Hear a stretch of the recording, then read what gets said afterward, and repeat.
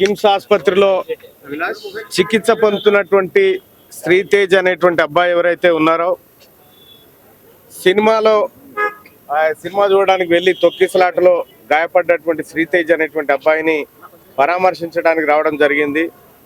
అయితే లోపలికి వెళ్ళిన తర్వాత అబ్బాయి పరిస్థితి చూస్తే డాక్టర్లను నేను చాలాసేపు ప్రశ్నించడం జరిగింది. మీరు ఒక డేట్ ఏమైనా చెప్పగలుగుతారా రికవరీకి అంటే మేము చెప్పలేము సార్, ఇది ఏడాది పట్టొచ్చు, 4 ఏళ్ళు పట్టొచ్చు, ఎన్ని రోజులైనా పట్టొచ్చు అని చెప్పి వాళ్ళు చెప్తా ఉన్నారు.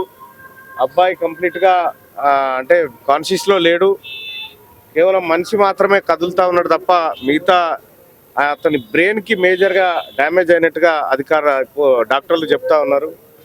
అబ్బాయి త్వరగా కోలుకోవాలని మనమంతా అనుకున్నప్పటికీ ఇక్కడ పరిస్థితులు చూస్తూ ఉంటే అందుకు భిన్నంగా కనిపిస్తూ ఉన్నాయి.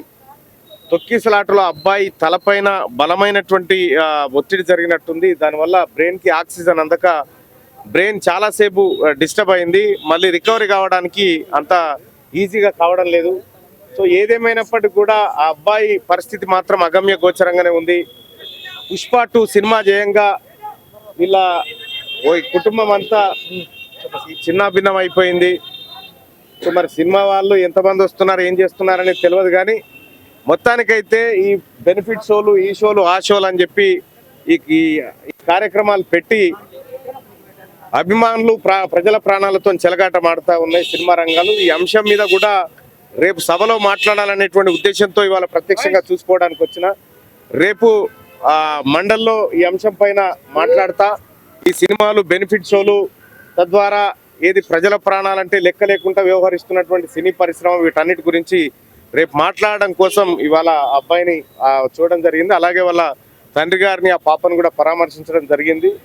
సో నేను ఏదో పేపర్లో క్లిప్ చూసిన 1400-1500 కోట్లు కలెక్ట్ చేసింది పుష్ప అని చెప్పి,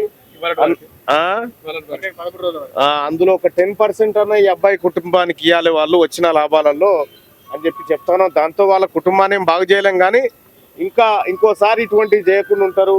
మొత్తం తెలంగాణ రాష్ట్రంలో సినిమాలు ఎవరైతే తీస్తా ఉన్నారో వాళ్ళందరికీ కూడా ఈ బెనిఫిట్ షో, ఈ జరిగిన ఘటన తర్వాత కూడా మేల్కోకుండా అదో అల్లు అర్జున్కి ఏదో అయిపోయింది అన్నట్టుగా పరామర్శకు రావాల్సిన అబ్బాయి తానికైతే అల్లు అర్జున్ దగ్గరికి పోయారు. ఈ సినిమా వాళ్ళకు కూడా ఒక మాట ఏంటంటే, అల్లు అర్జున్కి ఏం కాలేదు, ఆయననేం ఎలుకలు కొరకలే, ఆయననేం ఎవడు గిచ్చలే, ఇలా పరామర్శకు రావాల్సినటువంటి చోటికి రాకుండా అల్లు అర్జున్కి ఏదో అయిపోయిందని చెప్పి మీరు ఆయన మెప్పు కోసమో దేనికోసమో పోతా ఉన్నారు.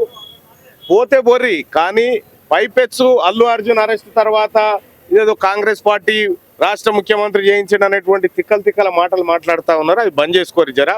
సినిమా మందం ఉంటే మాకేం ఇబ్బంది లేదు, ప్రభుత్వాన్ని అస్థిరపరచాలి, ప్రభుత్వాన్ని బదనం చేయాలనేటువంటి కార్యక్రమాలు చేస్తే మేము సినిమాని కూడా ఏం చూడం. మేము పొలిటీషియన్లు కూడా అల్లు అర్జున్ అరెస్ట్ తర్వాత ఇక్కడికి వస్తున్నారు, గతంలో పొలిటీషియన్లు ఎవరు రాలేదు, అరెస్ట్ తర్వాత ఇక్కడికి వచ్చేస్తున్నారు. ఇప్పుడు first of all me media ఈ అబ్బాయి దగ్గరికి ఎందుకు రాలే? మీరంతా అల్లు అర్జున్ చుట్టూ ఎందుకు తిరిగారు? మీరంతా ఏడొచ్చారు?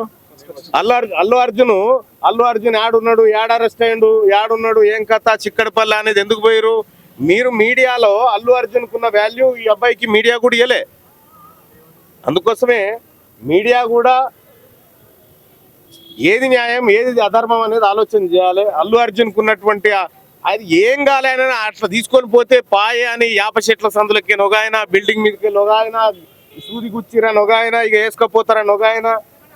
సో ప్రజల ప్రాణాలు చాలా ఇంపార్టెంట్. అల్లు అర్జున్ అయినా ఎవరైనా కూడా మంచి వాళ్ళే. Thank you.